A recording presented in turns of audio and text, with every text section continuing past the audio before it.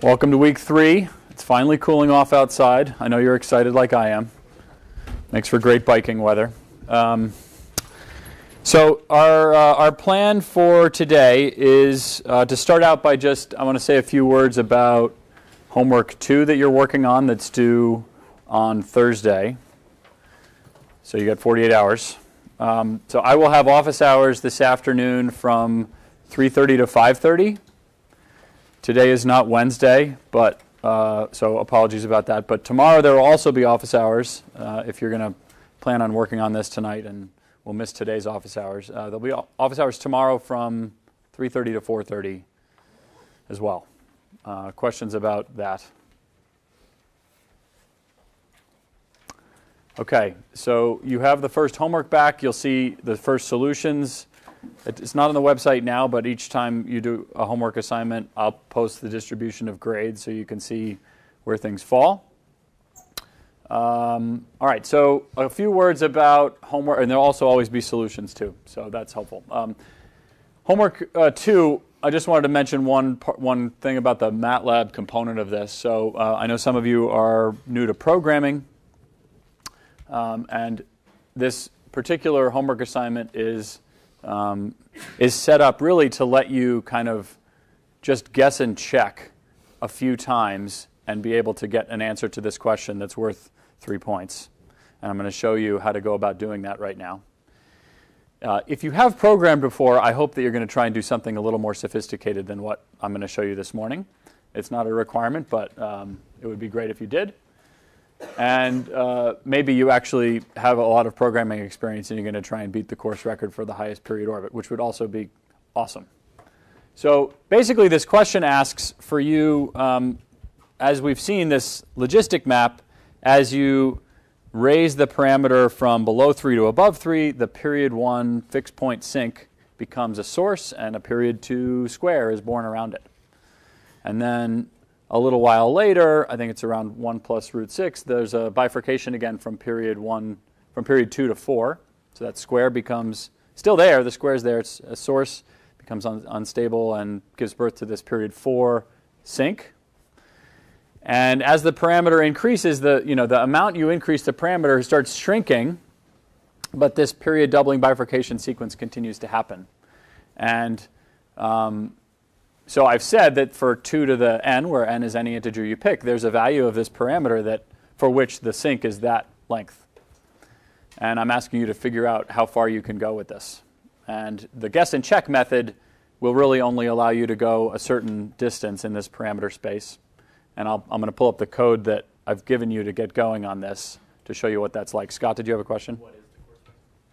What is the course record? Does it say? It says the course record is period 2 to the 25.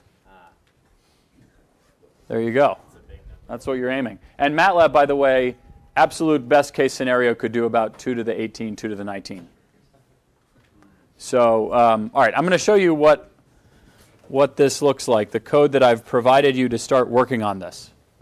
Okay, so this is a very simple piece of code. It's not doing anything sophisticated, but I just want to walk you through it because if you haven't seen stuff like this, it can be confusing. So again, when we start writing code in MATLAB, being a language that doesn't compile, it just knows about things. You can just type in x equals 17 and it says, oh, I know what that is. And you don't have to say it's going to be an integer or anything like that. So it's always smart to clear your space to begin with, which deletes what all the variables are if there was anything before. I'm telling it to format what it prints out with all the digits so you see what it has. And then we're going to iterate this function. In this case, it's saying to do it, 100 million times. So we're going to iterate the logistic map 100 million times.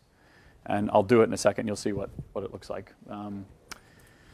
So we're going to try and save some of the iterates of this map. And for small periods, this is OK to try and save all the iterates. We're going to save all 100 million. And what we're going to end up doing eventually is just looking at the 100 millionth iterate and then looking at the 100 million minus first iterate. And the 99,999,999th iterate, if it agrees to within some tolerance with the millionth iterate, that's a fixed point. And it's a sink. Otherwise, it wouldn't have arrived there. So we didn't need all those previous iterates. Many of them, probably up back to the 10th iterate, are all the same as well. Okay, so that's a fixed point. And then that's for some value of this parameter a. And then as you increase it, which I've actually, instead of setting it to some small value like 2, I've increased it a little bit. And we're going to see what the code spits out for the output. Here's the logistic map. It's going to iterate for I equals 1, and then 2, and then 3. This colon means do all the integers between 1 and 100 million minus 1. Do this over and over again. Store the result here, ax times 1 minus x. Questions about what you're seeing so far? All right. So some parameters in this code. One is like, well, how many iterates do we want to look at? This is just display stuff. And then the only real sophisticated thing going on here, it's not really that sophisticated, and I've tried to comment it a little bit so you can see what's going on, is basically we're going to go to the end of this list, the 100 millionth point, and look back at the one before it and see if they agree to within some tolerance. And if they do, OK, that's a fixed point. However, if they don't agree, then maybe I'll go back from I go to the 100 millionth, I go back 2 iterates. Do they agree? And if they do, and the first one back didn't, that's a period 2 orbit. And I think that's what's going to happen when I run this for this particular parameter value. So let's see how long it takes to do 100 million iterates. It's about 2 seconds, 2.5 seconds. And it's most of that time, by the way, is creating the memory to store this. And then, so if we look, what's being printed out, it's saying, it's found the square for this value of that parameter. There's a period 2 sync. It's found the square, and they agree not to the last digit here. This 1 0 1 0. So there's a little bit of fuzziness going on there that's related to the precision of what the machine can show you. So I've set the tolerance. This is a thing in the code. I've set the tolerance to something smaller than that. So, but if you subtracted this number from this number in MATLAB, depending on how it's set up, they could say that they're within 10 to the minus 16, or they might say the difference is 0. But those are things you have to pay attention to when you're trying to do a question like this.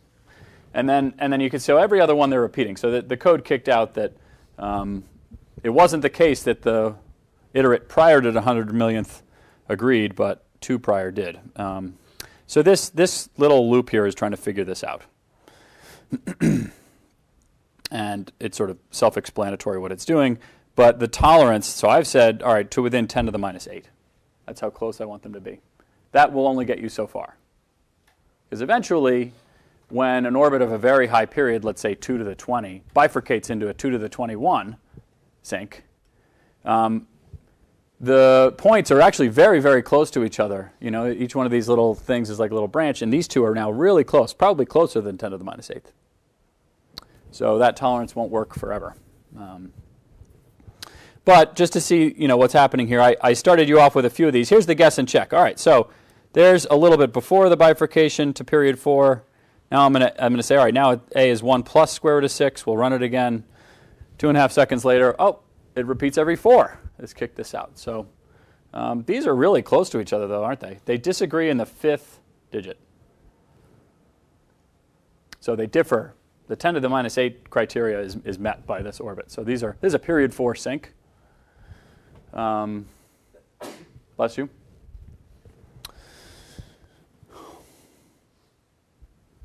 Questions about what you're seeing? Okay, so if you've never programmed before, this is what I'm asking you to do. Change the parameter a by a little bit. Here I've added 0.1 to it, and now the period 4 becomes period 8. And if I go back in here and I add to this 0.1, if I make this like a 0.11 or a 0.12, I've moved the parameter a little bit. Maybe that 8 will become a 16. This is your first programming assignment, is to just increment this number by a little bit, and you're shifting over in that bifurcation diagram. If you've programmed before, you might come up with a more systematic way to do this than just adding digits. But questions? Yeah? So the highest it's been is like it's read out, this orbit repeats 2 to the 25th times? Is that? Yeah, MATLAB can't do that because that's basically what happens is the length of time required to iterate it there's a few things going on at the edges, which I'm going to not describe all of them, but with 64 bits on the computer and the arithmetic that is set up that MATLAB does in double precision, when you take the parameter and you're finding higher and higher bifurcations, MATLAB's not able to tell the difference between 2 to the 20 and 2 to the 21. And if it kicked out that it did, it can be lying, because the script that I wrote assumes, for example, that MATLAB can tell the difference between two numbers within some tolerance, but it can't sometimes. You get two numbers that are very close and subtract them. The answer is kind of nonsense for reasons related to numerical analysis. Other questions? Scott? Can you find the points of the period doubling? Is that something that's... The parameter values. Yeah. Very good. So here is one of them, 1 plus square root of 6. That's a parameter value at below which we got period 2, above which we got period 8. So this is period 4. And yes, that's a thing that, if I were going to ask you to find the Feigenbaum constant and estimate it, which is a thing that you will do eventually this semester, you'll be able to estimate where these parameter bifurcations are. But again, that's another thing that there's the tolerance within which you can do that estimation on the computer. Analytically, there are tools to try and figure out what those are exactly. And 3 is one, A equals 3 we know is and 1 plus root 6. We know these are places where a bifurcation happens analytically. We can tell that, by the way, when the slope of f goes from below negative 0.9 to negative, like when it's actually negative 0.1, that's the point of the bifurcation.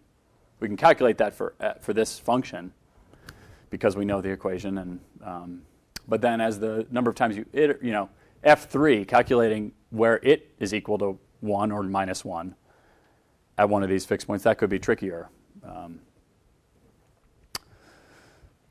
And the precision of that calculation matters. So, other questions? Okay. So that's it for homework, the homework that you're working on. So the goal for today is to try and get a feel for what's going on with the n-body problem. So that this chapter of your book is on mathematical models.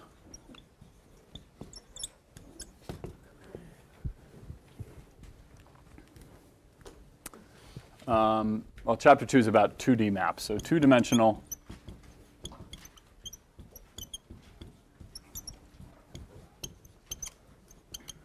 And the first section we're going to talk about is mathematical models.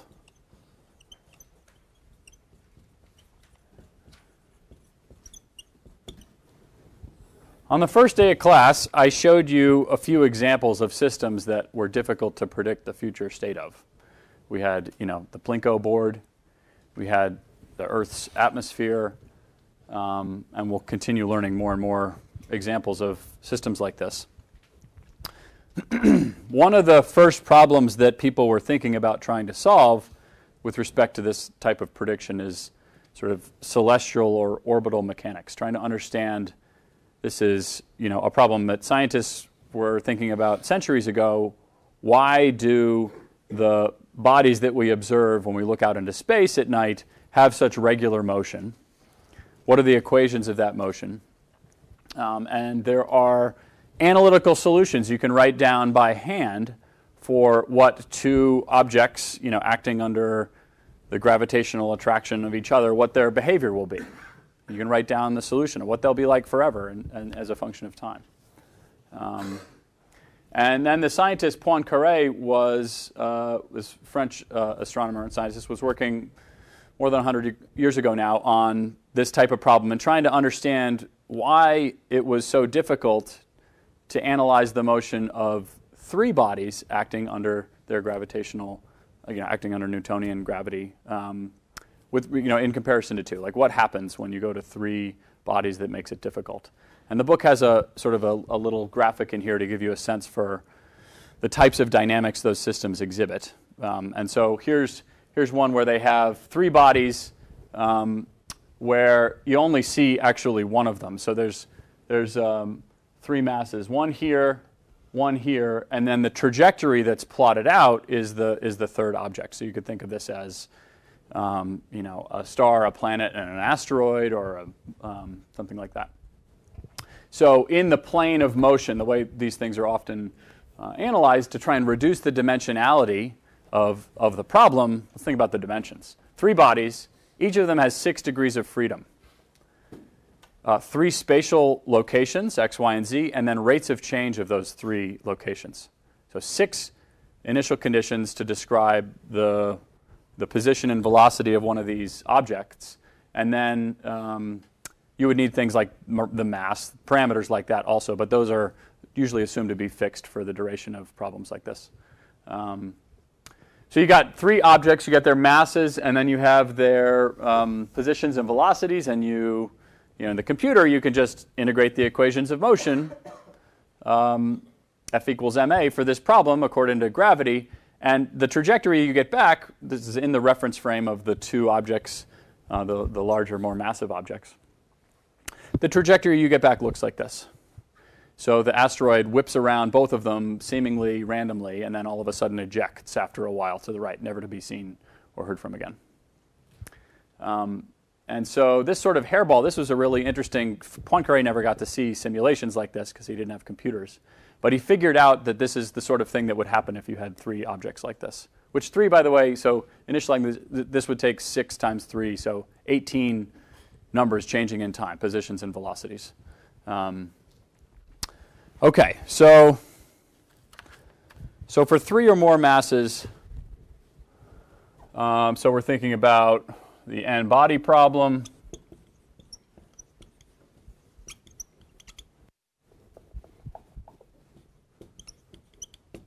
And with 3 or more masses,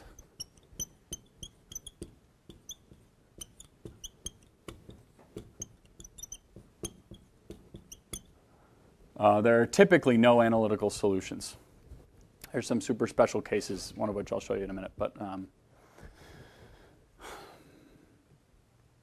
so this was Poincaré was trying to understand why this type of behavior was observed. I'm going to show you a few simulations that we have. This is just a couple examples. So one, when I was at the University of Maryland, there was a postdoc in our group who was trying to develop really accurate ways to simulate the solar system. He would have these millions of masses, and he was answering questions about galaxy collisions and what happens when huge galaxies collide with each other. And we have observations of the universe now and try and understand how things have evolved based on what we see. And these equations of motion are really helpful in this case because it gives us the opportunity to run simulations and see, turns out that initial condition couldn't have produced what we see right now when we look out at our observations. So this simulation, he made, this guy's name Wayne Hayes. He's at UC Irvine. He made this simulation for a NOVA episode on, the Big Bang and the beginning of time. It's like 14 billion years ago or something. And so this is a simulation that has the equations. It's just got the F equals ma. It's got some relativistic effects because these are very large objects moving very quickly, and so there's additional stuff in the equations of motion for that. So each of these little pixels, which if you could see it, that's like that's like our sun. This simulation, which now would run, it would take a day or 2 to run on your laptop. Back when he made this 10 years ago, it took, I think, about 2 weeks on a cluster of machines. So again, people are trying to understand with this n-body problem why we see what we see when we look out in the solar system.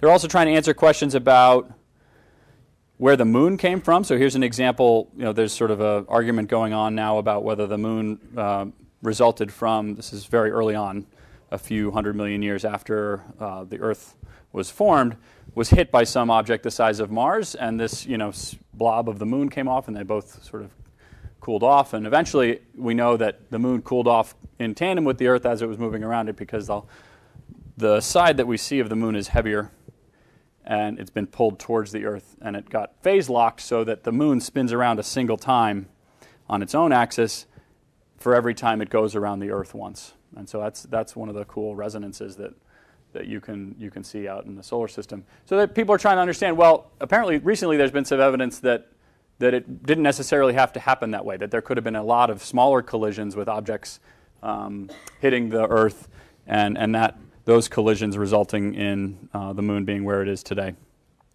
So people have these simulations that they run where we have masses of, the different individual particles of the Earth in this case, back at the early part of the formation of the Earth. And here's another example collision.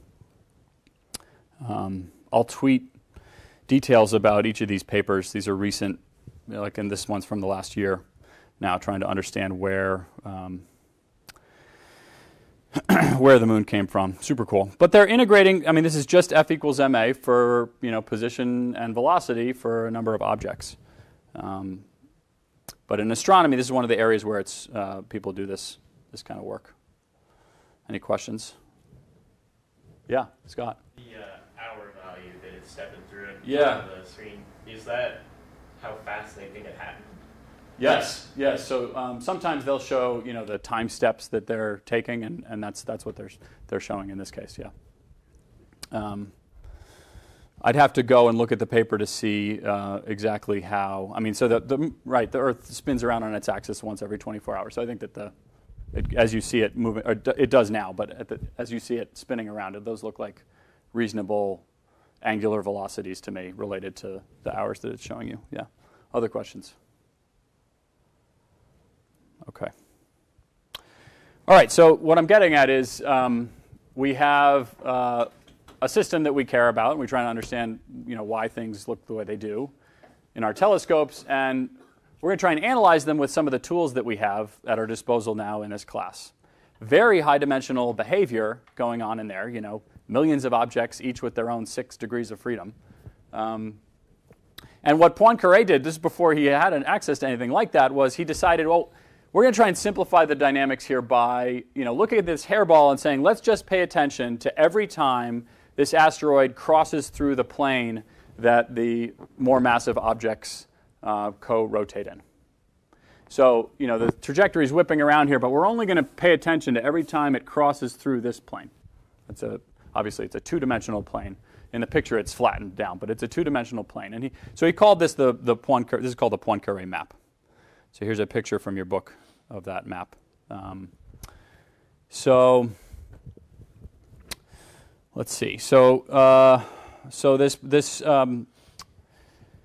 We have downward piercings is what they're going to be paying attention to. So the orbit of some massive object, and it's crossing through this plane S at the point A.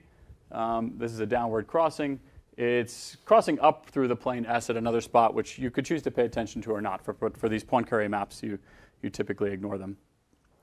And then down through the point B. So it's crossing down through A and B. And the map, the concept here is we have this 3-dimensional curve through space, C. That is the solution to the differential equation or observations of how the body moves. And we want to collapse it down from 3 dimensions into 2. And so we just end up with these points A and B as a 2-dimensional map. The map, just like our map that we've been doing in 1 dimension that takes a point, lifts it up, puts it somewhere else. Logistic map. You start with some initial condition, you evaluate it, you do the cobweb thing, and it's being moved from one point to another. Same idea here, but we don't know the equations that describe how the point A maps to the point B, but we just call that the map. We call this the Poincaré map of this 3-dimensional trajectory. Does that make sense? Any questions about that? Yeah? Wouldn't it be possible to have a curve that is different than the one we have now, but still goes to the plane at the same points? Yes, absolutely. So you could imagine me drawing a separate curve that did that. The problem with, what we'll end up seeing is that that curve will either be the same as this one, or in the long run, it won't continue to go through those same points again. So we'll have theorems that describe what can happen to when we do this process. And so this is called, this Poincare map, we have the point A mapping to the point B. And if this was periodic, like let's say this was a period 2 orbit, what we would see is that this curve would, would come up through here and cross through S and eventually wind around, and before crossing down through S again, come back up through this point here. And there are lots of orbits. When you look out, the moon's pretty much in the same place every time it goes around the Earth, right? There's small differences, but that would result in a closed orbit or a closed trajectory, and it would give us a period 2 orbit, A and B. And then we could ask questions about the stability of that orbit. If we perturb it a little bit, does it come back? And that's an interesting question, obviously, in problems like this. Okay, so Poincare has this concept of this map, and these piercings that I'm describing. So we should just write it down. The Poincare map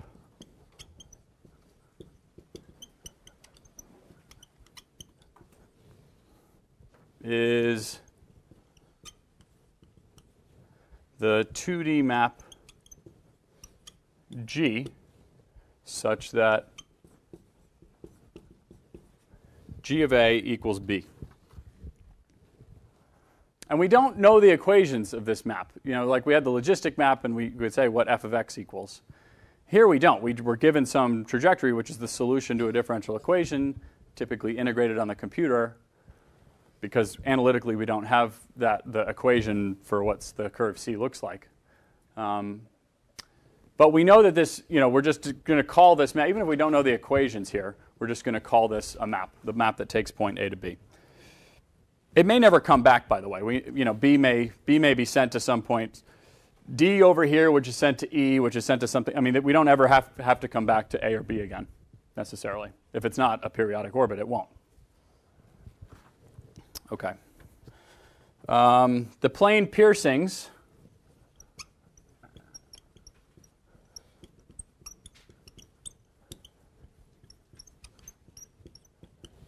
they need not be equally spaced in time.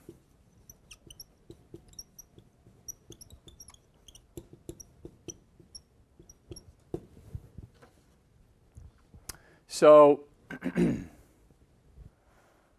there are going to be other maps similar to this Poincare map. We'll have like the time 2 pi map, for example, where if we have a system that's has some sort of periodic forcing to it, like the pendulum we'll look at in a minute has a periodic forcing, then we might take a snapshot every some number of instants in time. So every like 3 seconds we take a picture and see what happens, see where the system is, as opposed to asking when it crosses, where it is when it crosses through a particular plane. So this is a state-based snapshot as opposed to a time-based snapshot. But that's a thing we're going to be doing too. So this Poincare map that we just talked about, and then we have the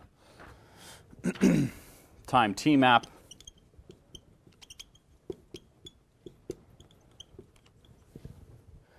which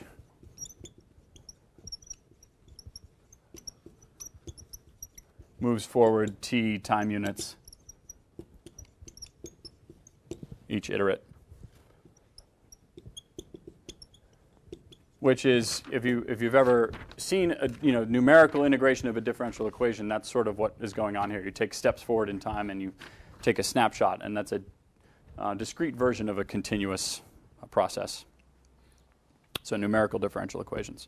And the idea here is, though, it reduces an n-dimensional dynamical system, in this case, this 3-dimensional curve, down to a 2-dimensional one to make it easier to analyze. For the n-body problem, this becomes particularly helpful. Cool.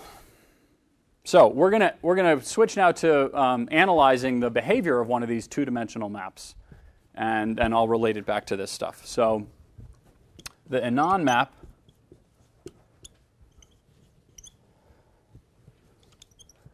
which is named after another French astronomer thinking about this problem. So Henon was working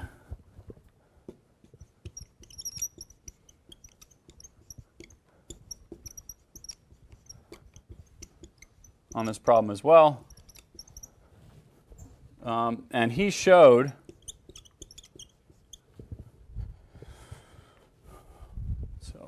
named after a French astronomer, Henon, who showed that quadratic maps of the plane, that is, we're going to have a two-dimensional plane, so R2, x and y as inputs, instead of just f of x like we have been. These two-dimensional quadratic maps of the plane, so the biggest order term is going to be a squared, and there's not going to be any funny business, other functions in there, exhibit the same behavior as Poincare maps do for ODEs.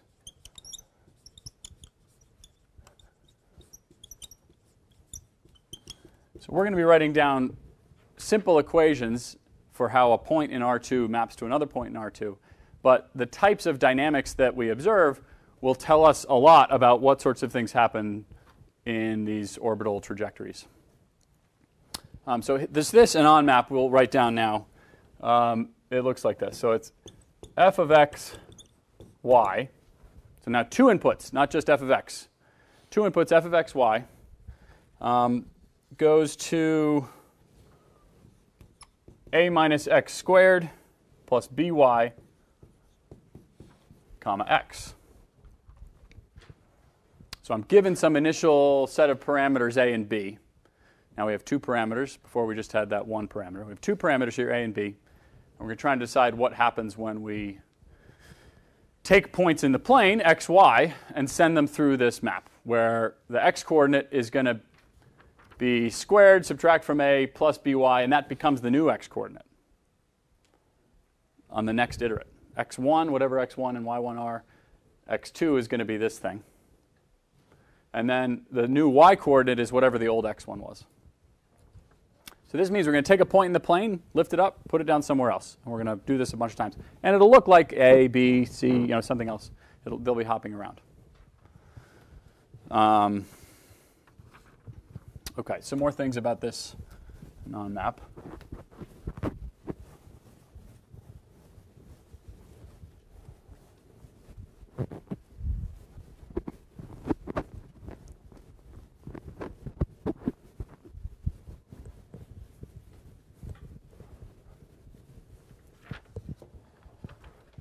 Okay, so this map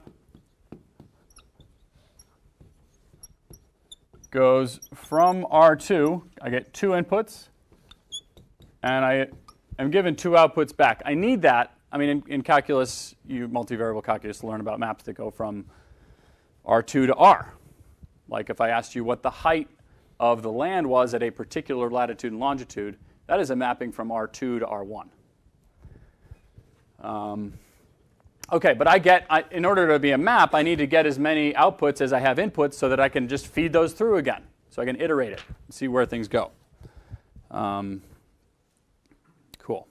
So let's look at what one of these simulations looks like. Also code that's on the website. So Henon iteration. So what will happen is you'll be asked to click on a point. So I'm just going to pick an initial condition. I'll click, which you can't see, and then I press return. And it's going to just iterate forward in time. And then eventually it deletes, just like previously with the cobweb, it deletes the old ones. And it would happen really fast if I didn't ask it to print to the screen. I'm only asking it to print one of the coordinates. There are ordered pairs being visited here, right? Because there's an x and a y. What happened for that particular initial condition that I picked? What happened during this iterative process? Yeah. It reached an orbit. It converged on a period 2 sync. Just like the square in our 1D cobweb plot was a period 2 sync, this is a period 2 sync, and that's what convergence to it looked like. So I can do this again. Let me pick another initial condition. Press return. It's not there immediately, but pretty quickly, after maybe 10 iterates, it's very close. I'm deleting old iterates of this, and so they, and it's only going out to 100. But effectively, so it looks like the first 3 digits are agreeing, and if I let it iterate longer, I just get more and more digits of agreement. And this is just one of the two. I think this is the x coordinate that I'm plotting. But if I plotted the y coordinate, it would just be the old x, the one from right above. Okay, so one natural question, I've just picked 2 parameter values to get this thing going, and I've picked a few initial conditions to see what happens, is, all right, for that parameter that I chose, before I start playing around with it, what about all the initial conditions in the plane? Where do they go? So we have, in your book, again, this is figure 2.3. On the left, that's the simulation that we just ran. And I clicked here, and I clicked there. And after a little while, 10 iterates or so, it's settled into this period 2 sync. So P1, P2, pick one, plug it in, you get the other, and back. Poincare maps will look like this. Differential equations will do the same type of thing for a period 2 orbit. All right, all the white points do that. They're all in the basin of that period 2 sync. The black points go to infinity. What does that look like? Well, let's go back to the code. It looks like I've tried to make the window the same size here. So if I pick a point down here and press return, that's probably black. Explosion. OK, stop. Go back. Show me what happened. So I picked some initial value, and this is the x coordinate it was sent to. Again, I'm not showing the y because it would just be the old x. It would be that one. And then this one's being, remember there's a squared here. There's an minus x squared. So if the magnitude of my x is big enough, that minus x squared is going to start growing. If x is smaller than 1, I square it, it gets smaller. If it's bigger than 1 and I square it, it gets bigger. So I'm going 10 to the 191. That's a big number. And then the computer can't figure out what's going on after that. So we're headed off to minus infinity is what it's saying. It doesn't have numbers as big as where this one is sent. So that black point was in the basin of infinity. Here's the map now. So this is attempting to show you what are the attracting behaviors, long-term attracting behaviors. White points to that period 2 sync, black points to infinity. Cool. Questions about that picture? Yeah? Is there a function, or I guess a pair of functions that describes those edges? Good question. Yes. There won't always be. In this particular case, there is not, and sometimes there is, but it depends on the situation. It looks quadratic, and it's probably very close to quadratic. The shapes are very important. So we've seen previously that the boundaries between basins are a thing that we care about. What were they? What does anybody remember what the boundaries between basins of sinks were? They would have to be sources, because if they were sinks, they would be in their own basins. But it's not just a source that's on the boundary. Anything else? Very good. Points that eventually land on sources also divide basins. Cool. Would I see a source in this picture? I would have to, magically pick the right point that landed on it, or pick that point itself. Not clear yet if there's a source here. And how could we figure it out? One way we know to find fixed points of maps. How do we find fixed points of maps? One-dimensional maps. How do you find it? Analytically, how do you find a fixed point? Good. Set f of x equal to x. We're going to be able to do a similar thing in 2D here. We'll take this first function and set it equal to x, and this second one and set it equal to y, and see where are those things true. And if they're true at some spot, that's a fixed point. It's not clear in the picture if there are any of those, because so far what I see are things that go to infinity and period 2 points in the basin of a period 2 sync. So there are other things in the picture that you can't see. They're not in the white. They're not in the black. Because if they were white, they'd go to the sync. If they were black, they'd go to infinity. That should feel a little weird. But there is a boundary between the white and black, points that aren't in the basin of the sink and don't go to infinity. Those points are going to be interesting, and we'll talk more about them. Cool. All right, so that's for a particular value of these parameters. Now we're going to, yeah. So if you have points that aren't in one or the other, does that mean that if you like every point on that boundary is such a point? Every point on the boundary, the curve, you were asking for an equation for every point on that boundary is not in the basin of infinity. It is not in the basin of the period 2 sink. So does that mean there's infinitely many points, or you have such a large amount of them that don't do those two things? Yeah. Yeah, so if it's actually a closed curve, which we'll try and figure that out. Is it a closed curve? Is it some sort of weird dust? If it's a closed curve, then there are infinitely many, uncountably many points that aren't in either one of those two basins, the basin of infinity, the basin of the period 2 sink. And we'll want to know, what do they do? Because that's a lot of points. They won't take up any space. If you think about the area here, all of the area is encompassed by the white and black points. But there's these boundary points that are lines in R2, which don't take up space, that are interesting. Other questions about the figure on the left? As if it's not cool enough. Figure on the right, we've dialed the parameter a little bit, and something very strange has happened. So that nice curve that we had, this sort of quadratic-looking thing, with what you might call a line or a membrane between the two basins, has shattered into lots of pieces. Lots and lots and lots of pieces. So all of the white points are in the basin of that period 2 sink. It's spread out a little bit. All the black points still go to infinity. But now the boundary between the white and black is a little weird.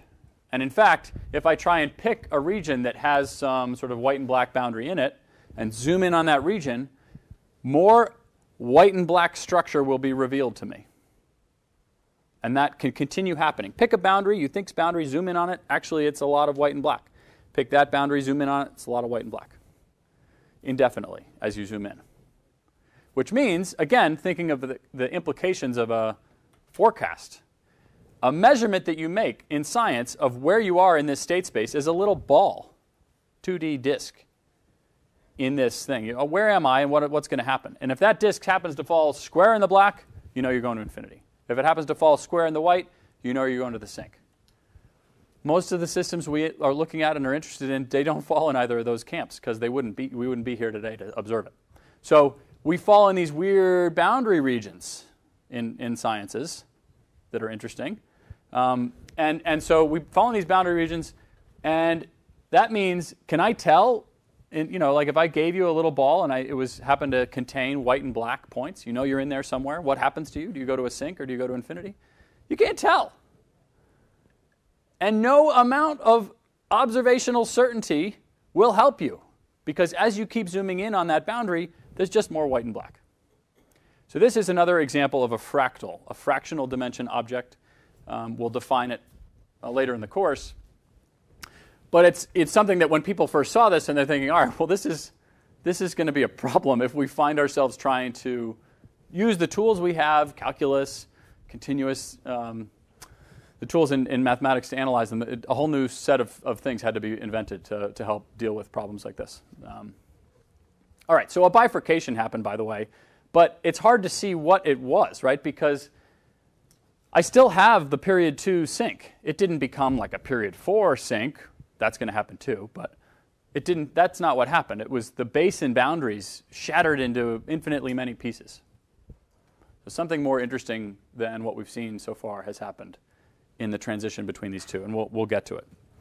But if I went into my code here and I told this Henon iteration thing that I wanted, again, this code is on the website, that I wanted to use, the set of parameters A and B. That is the number. That's just the numbers that I'm putting in here. So A is 1.4, B is minus 0.3, and then we're taking all values X and Y and iterating them out to see what happens to them. And then we're coloring them white if they go to the period 2 sink, coloring them black if they go to infinity. So if I do this, and let's see what happens. So now, if I try and pick a point that I think, is near the boundary, I have no idea where it's going to go. Like I'm going to click. That could go to infinity. it settled into the sink. So I clicked on a white point, right?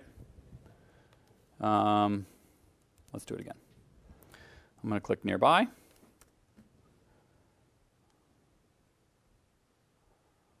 Yeah, that worked too. That was also in the basin of the sink. So I think let's try and find one. What about out here? Sink again. This isn't going to be cool unless I find one that explodes.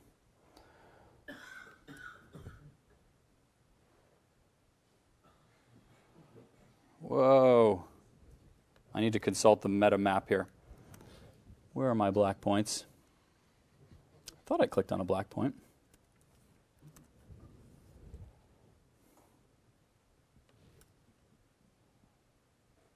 Well, that wasn't even any fun. So one of the things that you'll see that I'm not able to click on is that if I get close to the boundary between white and black, it's going to hop around very close to the boundary everywhere else.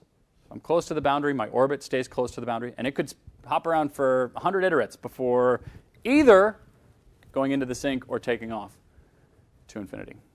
Hard to tell from the beginning which of the two it's going to be. All right, so this is some excitement that we saw hints of in one dimension, and we're getting some more examples of. Questions about it presently? Yeah. In those areas where there's infinite depth of structure, yes. Can you analyze like the likelihood of it going to one place or the other? Like the Yeah, so there'll be ways to. So one strategy would be, all right, you measure yourself to be in some region of the space. You could say, well, how many of the points in this region go? What's the area of points that go to one or the other? And that's a probabilistic assessment. So maybe 90% of them go to black. That would be your forecast. It's going to infinity. And you know the odds if you've measured it. All right, so this parameter A that we're dialing, we're going to dial it just a little bit more. Cool. A equals 2 now. So let me iterate that.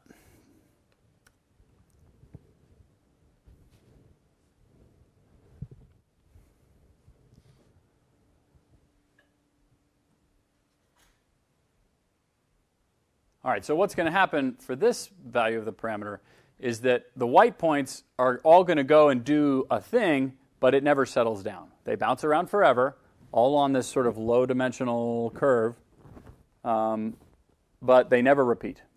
I only went out to 100, so you couldn't really tell. But what's going to happen is as we dial this parameter A, 1.28, 1.4, we're going to dial it on its way. In this case, it's 2. Between there's going to be a period doubling bifurcation to a 4.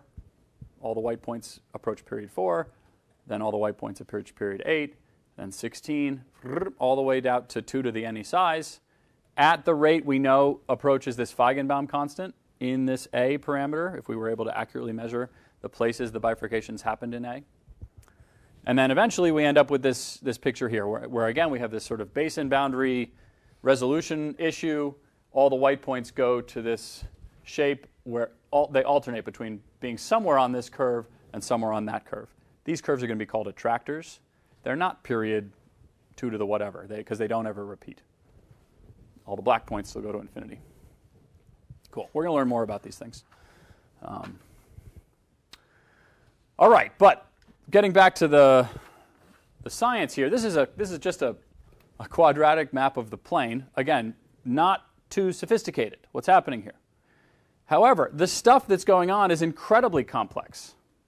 Very simple equation, very complex behavior. And in fact, when Poincaré is figuring out how these orbital trajectories look, and Henon was working on this too, they realized that the behavior of the n-body problem orbits is similar to what happens with these quadratic maps in the plane.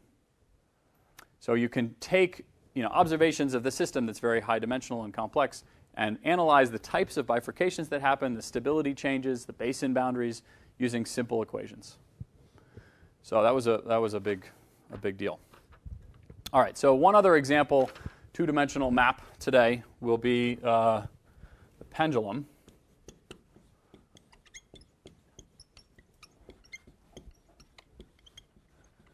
a forced damped pendulum.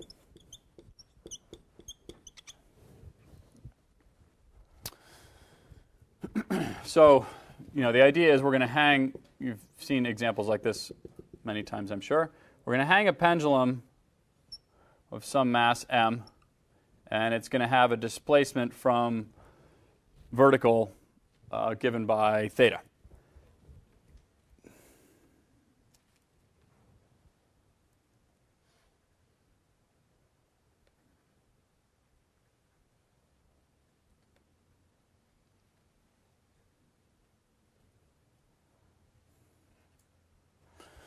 All right, and the concept is you're going to let it go. Gravity's going to pull it down. There's also, so that's one of the forces. There's damping because, systems have friction, and it's losing energy. Any pendulum would eventually stop rotating because of it's heating up the joint, and there's air resistance, and it's making noise.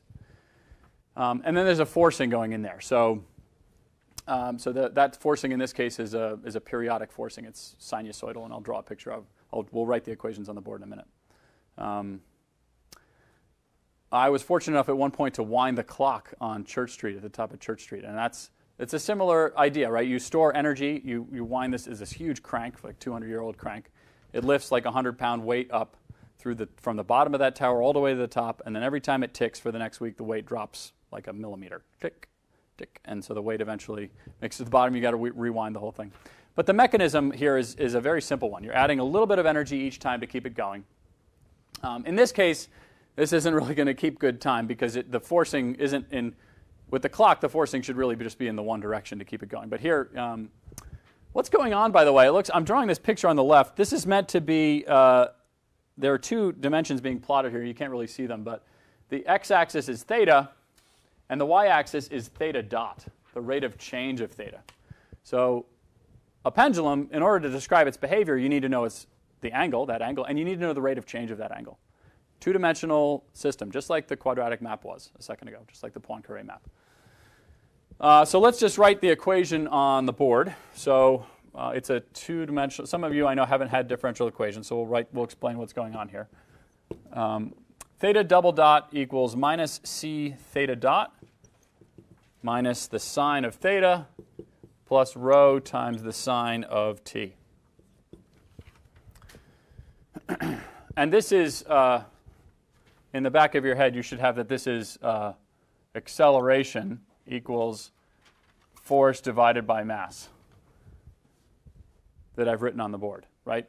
Acceleration, rate of change of position. Second derivative of theta with respect to time. This is d2 theta dt2. It's not a differential equations class, so we're just going to write it on the board. This is the acceleration of theta. All right, and so that's supposed to be equal to all the forces. And the mass, I'm assuming, is 1, so I've just divided out by that. So we're getting a simplified version of what this equation looks like.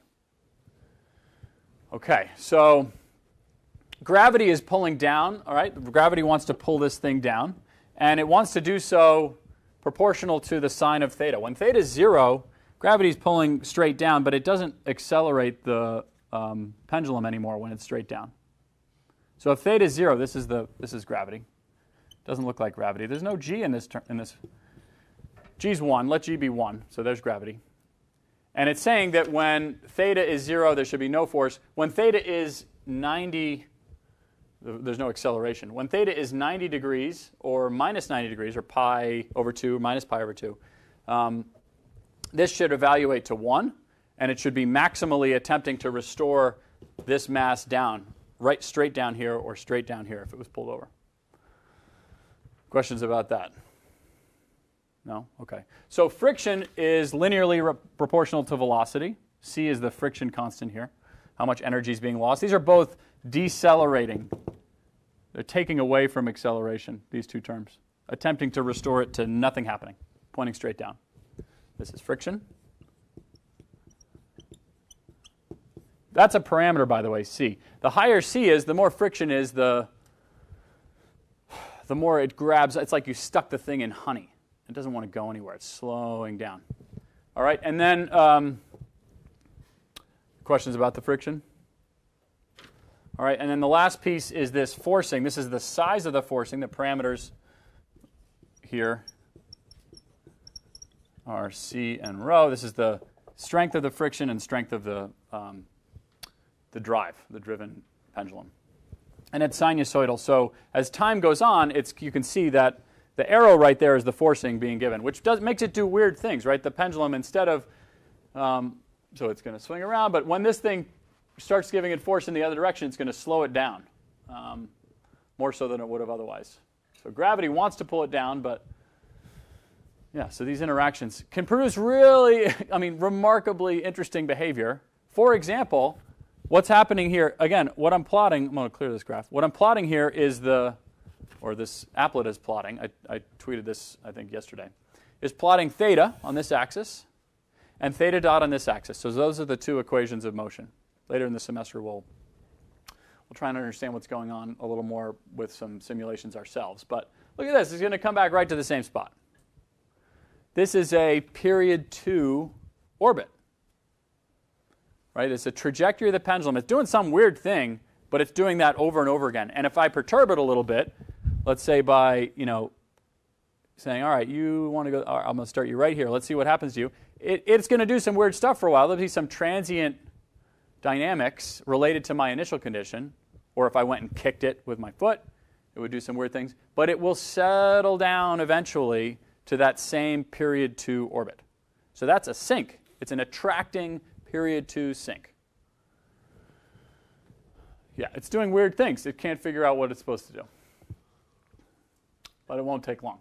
So, questions about what you're seeing?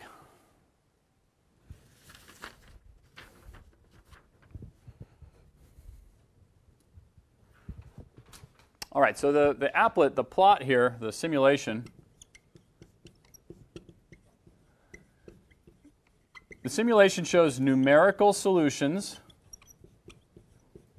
You can't figure out for systems like this what theta of t is as a function of time. There's no functional relationship typically for it. It's taking some time to settle down, though, isn't it? The strength with which a orbit attracts points in its basin is a thing we'll quantify eventually. Simulation shows numerical solutions of theta and theta dot. This is the xy pair being plotted on the left.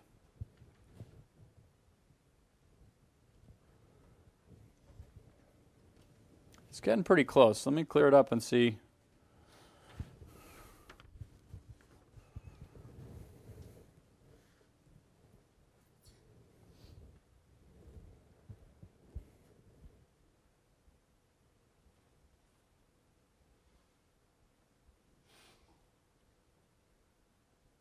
Nice. All right. So it's going to just converge now. Questions about what you're looking at? All right, so this is a period 2 orbit, and down here on the bottom you got some buttons. They're incredibly small. There's a period doubling bifurcation sequence to be had here, where that period 2 orbit that we just saw, as we dial one of these parameters, the forcing or the friction, a tiny little bit, that period 2 becomes it's still there, it becomes a source, and there's a period 4 sink now that is going to collect nearby points, and I'm not able to see it yet, but give it a second.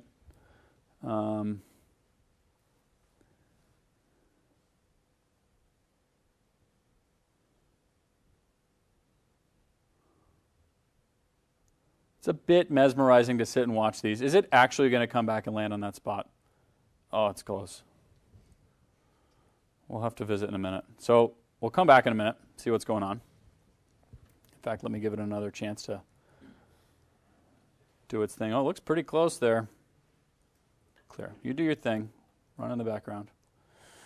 All right, so let's talk about some things that happened for this system. So theta and theta dot, right? That's what's being plotted on that simulation. That's what's shown here in your book. So let's focus on this one to begin with, the one on the left. This is another figure from chapter 2.1 in your book. And again, we're plotting theta and theta dot. In this case, the parameter values result in an orbit that never repeats. So the example we were just looking at, you had this closed curve that repeats every 2 or 4 times through. So what's happening here is rather than plotting out that whole trajectory, it's just putting a black point down every 2 pi. So it's taking a little snapshot in time. And that's because the period of sine is 2 pi, and that's typically why you would choose the duration of that time map to match the forcing. What does that look like to you? It's like a bit of a Rorschach test. Looks like a wave. Fluid. It looks like a fluid, right? We got a pendulum swinging here. There's no fluids. However, the state space of that pendulum looks like it's been mixed. Looks like it, and by the way, it wraps around because this is attached to this, like a Pac-Man screen. Go out there, you're coming in here. So this is wrapped together. The verticals are not because acceleration can be very large, either small or either positive or negative. But theta itself, theta, not theta dot, but theta is tied together at the edges. So this, for example, this bit right here, you can think of this as being exact. That just lands right there. Cool, right? The pendulum's going to do its thing forever, never repeating, and that's one. Different initial values essentially yield the same pattern. So that's complicated. This is an attracting behavior. All the initial values that aren't already periodic will do this. Let's go back and see what our trajectory is doing. Wait a minute. I thought it would be working in the background. Maybe it got confused.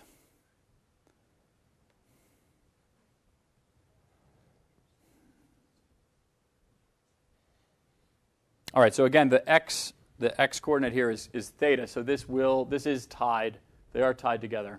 And that looks very much like what our period 2 orbit looked like a minute ago. But the button I clicked on said quadruple loop, which would make this period 4. And there we have it. I have a question. Yeah. How are you differentiating between periods? Yeah, I'm doing that Poincaré slice thing. So 1, 2, 3, 4 vertical crossings through here, for example. Yeah. So it's going to cross there, and then I can't quite tell where it's going to go next. There, and back. Yeah. Right, because it's a complicated curve. But I'm calling it period 4. Yeah. Cool. So here's an example of period 4, and there's this bifurcation sequence again with the same rate, that Feigenbaum constant. All right. So you play around on this thing. There's, other buttons to click, chaotic behavior.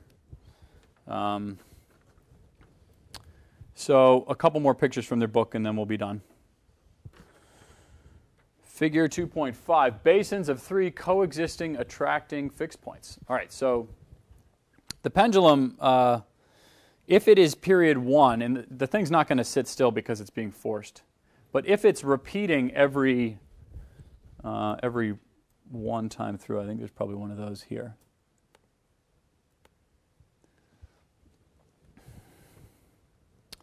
If it's repeating, so the ideal pendulum clock is a period 1 orbit, right? It's doing every second it's in the exact same place. Yeah. So that's a periodic sync, and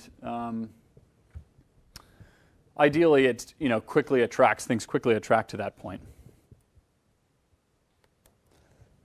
And the one thing we can do then is ask which initial conditions go to that periodic sync. And so in the picture I'm about to show you, so here's one of these repetitive behaviors. So it's flying around, and then it's being sort of paused and turned around in the other direction. But that same thing's happening over and over again.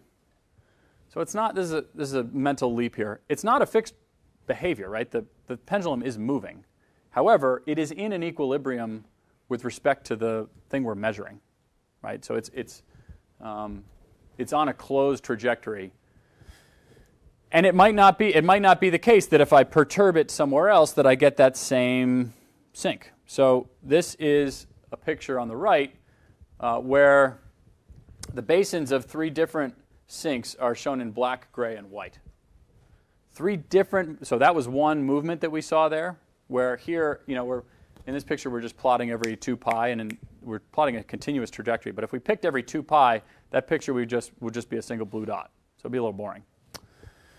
Anyway, where do these points all go? Well, points in black, they all go to one of those, repeat every 2 pi orbits. The points in gray go to another one. The points in white go to a third. And this picture, if you zoom in on it, exhibits that same phenomenon where you try and find a region. It looks like maybe it's mostly one color, and you zoom in on that, you get this picture. You pick this square, zoom in on that, you get this picture. And so deciding which of the 3 sinks your pendulum is going to exhibit would require a measurement of infinite precision if you happen to not be headed in on one of these areas that all look the same. So that is, I find it super cool. All right. Yeah,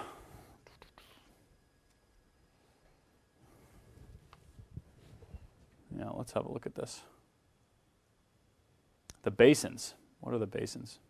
So figure 2.5.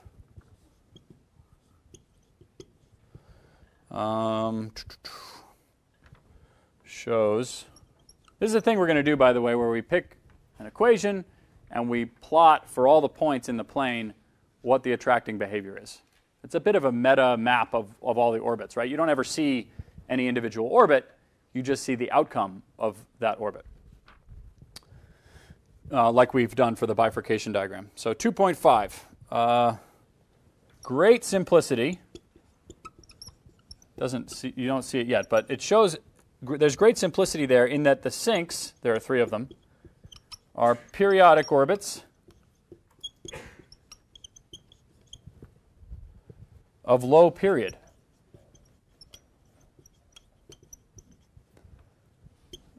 Which in this case we have one fixed point, which in our context is like the simulation that's running in the background. One fixed point and 2 period 2 orbits.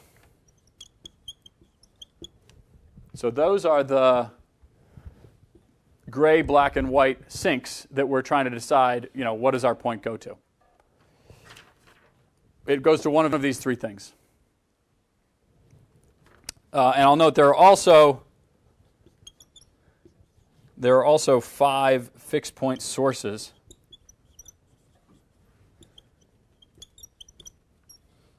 Okay, so you don't see them in the picture on the right, but they're in there somewhere. They're on the boundary between points that go to one basin or another, these 5 points, as are the points that map to them. To give you an example of what such a thing might look like in a simpler version of the pendulum, if I took the thing, there would be a velocity for any initial condition I pick where I could chuck it and it would go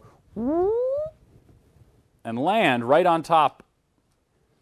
Hard to find that initial velocity, right? Because this is an unstable equilibrium for the pendulum with no damping and no forcing. But they exist. Those points exist.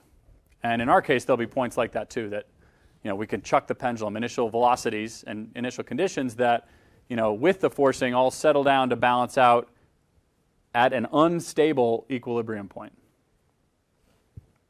which it's kind of hard to visualize. But so great simplicity in these are small period orbits. It's not like period 73 repeating here. So great simplicity and sort of an unimaginable level of complexity in that as we try and decide which of the 3 simple things happen, there's a very complicated answer to that question because of the structure of this state space, which if you're looking at this and you see fluids, that's going to be a common theme for the systems we study. The state space, if you imagine like a taffy pulling machine and what it does to a state space, what a taffy machine does to taffy, and you put a little droplet of food coloring in, it stretches it out and folds it, stretches it out and folds it. It does that over and over again until eventually that little food coloring dye is spread out all throughout the whole taffy. The equations of motion of the systems we care about do that to the state space. They take theta and theta dot, and you try and measure them. That's like putting a little dot down, like, oh, I think I'm in here somewhere. You put a little bit of food coloring in. The state space, the equations of motion, stretch and fold that little dot along with all the other things nearby until eventually it's spread out all over the place, and you're not sure where you're going. So if you look at this, you think, oh, it looks like a fluid. This is absolutely what's happening. There's stretching and folding going on. Great complexity. The basin boundaries between these three sinks, the basin boundaries are fractal, which for now means they don't simplify as we zoom in.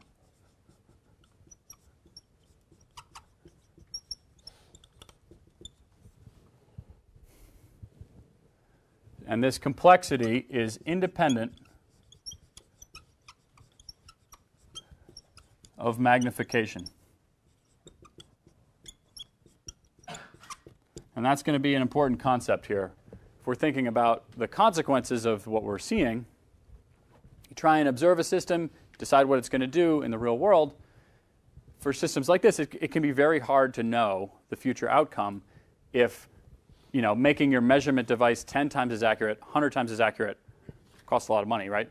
Doesn't actually tell you much more about, or it might buy you another fraction of a second in the case of this pendulum, deciding where it's going to go. And make your forecast that much more accurate. Questions? How did you know that the periodic orbits are a low period from that figure? Yeah, you don't from the figure. It's just something that that particular set of parameter values, when you run them, you would find, if you're looking at this every 2 pi map, you'd see that they were down to either 1 or 2 points, because it's a sink. If it's a sink, you can see it by initializing and letting it run. If it's a source, you can't often tell. You have to do that analytically. All